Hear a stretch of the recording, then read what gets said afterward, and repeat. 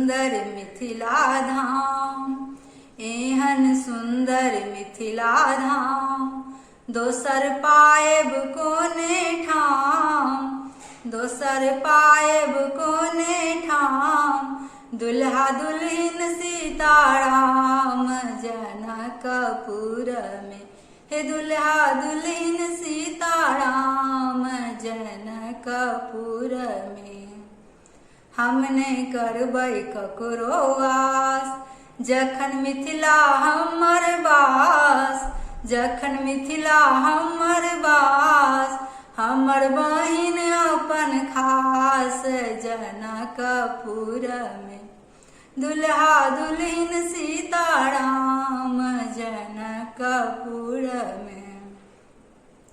बहिन सिया सुकुमारी, धिया जनक दुलारी, धिया जनक दुलारी। राम जी एलन ससुरारी जनकपुर में, हे दुल्हा दुल्हिन सीताराम जनकपुर में।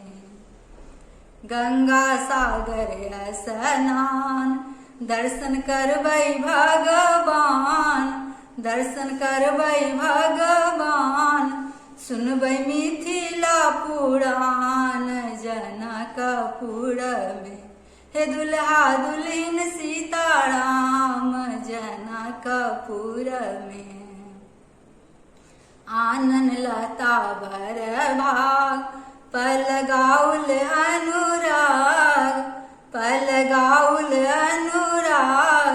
श्री किशोरी जी के साथ जनकपुर में, हे दुल्हा दुल्हिन सीताराम जनकपुर में। एहन सुंदर मिथिला धाम, दोसर पाएब कोने ठाम, दोसर पाएब कोने ठाम। दुल्हा दुल्हिन सीताराम जनकपुर में, दुल्हा दुल्हिन सीताराम जनकपुर में, दुल्हा दुल्हिन सीताराम जनकपुर में।